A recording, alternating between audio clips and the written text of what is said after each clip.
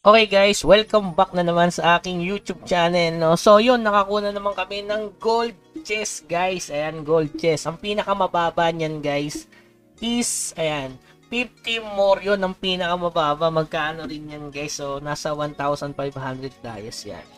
Okay? So, ang sabi daw ni El, hindi niya alam kung paano nag-trigger, pero nag-donate lang naman siya ng gold coins, no?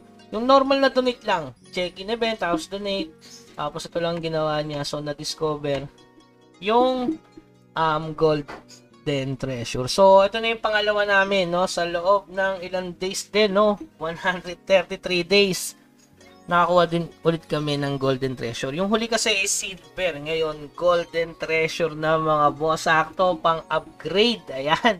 50 more yun. Congrats sa mga kakalan ko, syempre. Ayan. 50 more yun. Rapsi talaga, mga boss. Ganyan talaga kapag swerte sa clan, no? Pag sinuwerte yung clan, buksan na natin to. Ayan. Tapos, syempre, yung golden treasure. Grabe. Mga bossing. First time makakuha sa golden treasure, guys. Yan. So, syempre, as F2P, nakakatuwa yan, guys, no? So, 50 more rin ang pinakamaba. Sana maka 170 or 80. Ayan, okay. So, buksan na natin, mga bossing. Sana makapaldo. 100 para solid talaga, no? Parang 10 tokens din.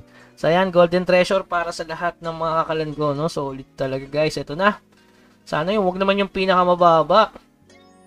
Sana bigyan mo ko ng 100, boss.